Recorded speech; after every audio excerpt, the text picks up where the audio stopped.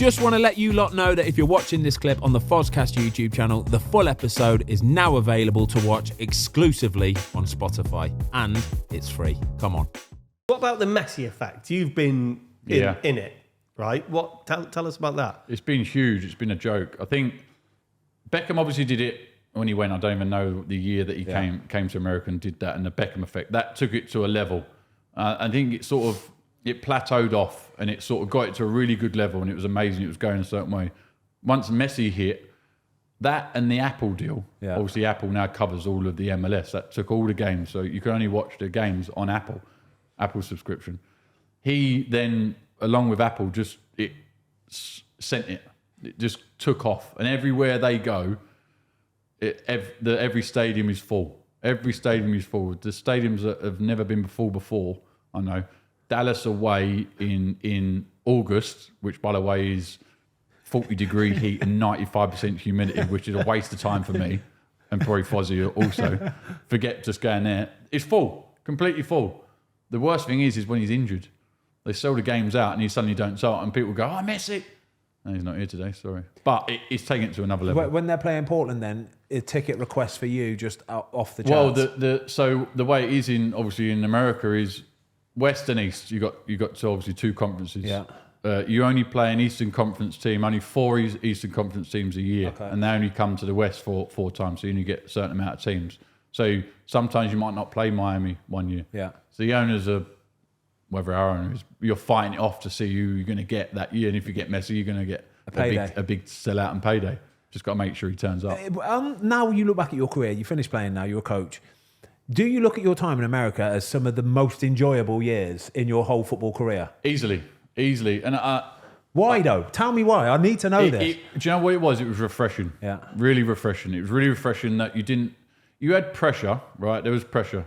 But the pressure playing back home was I say far greater, right? Because it's disrespectful to say it's no pressure over there, but it was far greater because you had 50% wage cuts, you had relegation, you had people losing their jobs. Yeah. In America, you don't have relegation. You don't have that. You don't have the assistant kit man losing his job because you've not had a good season, you've just been relegated. Yeah. That's pressure. You've got pressure of someone else giving you that pressure. Their pressure is to make the playoffs. It's big pressure because the owner then is payday. But it's just different. But it's refreshing. No one knows you. You go to different cities or different states. You're traveling 5 hours to go to New York, and you walk down the street.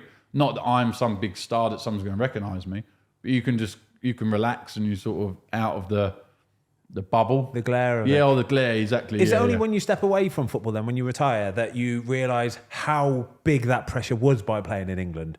Yeah, absolutely. Do you know what? The first year I went to America, we went and played our rivals, which is Seattle, right? That's a 25-minute flight. It's a 3-hour drive, which our rival, if you're close by, could be anyone like 10 miles down the road, 5 miles down the road. Yeah. You know, someone next door is your rival. Yeah. And I thought, this is not rival.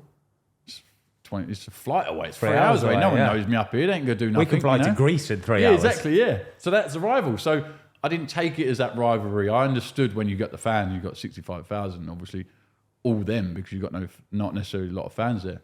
But it's a different kind of rivalry and it's a different kind of pressure. Is it true I heard that when Bex was in LA, for example, that he still had to fly like economy class planes with everybody else because there's a budget, there's like a travel budget and all that kind of stuff. Yeah, 100%. And at that time, you know, they're lucky enough now, and I do the same thing. In my day, I was travelling economy and down by the toilets. Now, all planes are private, they're chartered. Yeah. So now we park on like the NBA stars and everything. You park on the tarmac, you walk on and walk straight into a plane. For every game? For every game now. But in my day, you dickhead. In my day, in our day, you go in, you check in, you wait for your ticket, you go down to security, you wait there, you stand there, and you stay with everybody else, but that's how the travel was. And apparently, Beckham was asked to do the same thing. Now, I know some players, I think Rooney maybe, I know some players, they sat in first class and other people might have sat back. Nah, come on. I don't know whether that was certain,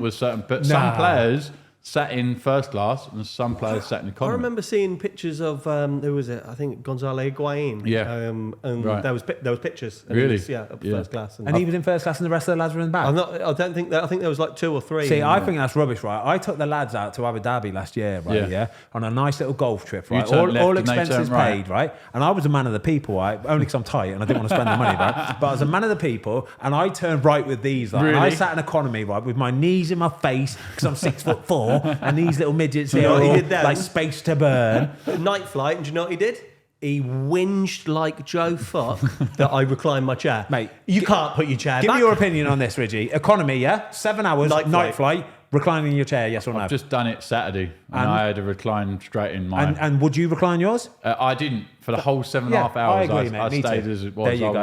There you I was go. very respectful to the 4-year-old that was sitting behind Were me. you on a night flight? Well done, mate. Yeah. Do you know what? If you've got somebody that's 6'4" behind you, you should just probably be respectful. It's for just that because as we're well. nice. That's what I mean. You know, we're if nice. we're respectful. It's nice ethics. people. It's Yeah, ethics. exactly. It's ethics. No, you should have turned left, mate. Sorry. Next time, man. What about Next time, man. captain in the Timbers then? So you won the MLS Cup in 2015, Yeah. and then lost in your last game. was it? 18, yeah. What about like winning the cup there? Like, is it what's it like? And what's like the town like? Because obviously football isn't the biggest game in the States in terms of like obviously you've got NFL, basketball, NBA, yeah. NHL. Do you know what? It was incredible. For me, when I went there, the thought was to go and win the MLS Cup, right? From the owner to the manager to the GM was, we want to go and win the MLS Cup. And I was like, yeah, let's go. I want to win the MLS Cup too. But you don't realise the cap, you know, the money structure of what people are spending certain places and certain players that are bringing in. It's hard. You know, if you're not spending the money, you're not going out and getting the big players, it's very, very difficult. But for us, we sort of wangled our way to get ourselves in a good position towards the end of the season, and then just went on a run to go and win it. And we didn't have the best team. We didn't have the best players. But what did we have? Communication. We had hard team work. spirit. We were tough. We were physical. We were hard to play against, and we were difficult. And we just got on a hot streak and went and won. And what it was, what I put down was, I never played for a Man United, a Man City, you know, these Real Madrid teams. So I was never this big star in this pond. But I got the chance to be able to be that big star or feel that big star in Portland. And they gave me the captain's armband. They gave me a chance to be able to do that and to be able to lift a cup and parade it, something that we never got to do for Birmingham, by the way.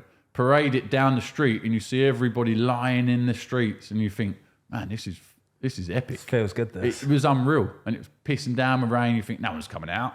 No one's going to come and see us. And it was, streets were lined. So it was a big, feeling, a big boost in my career. Thanks everybody for watching. We hope you enjoyed this clip of the Fozcast. If you would like to watch the full episode, it is now available exclusively on Spotify for free.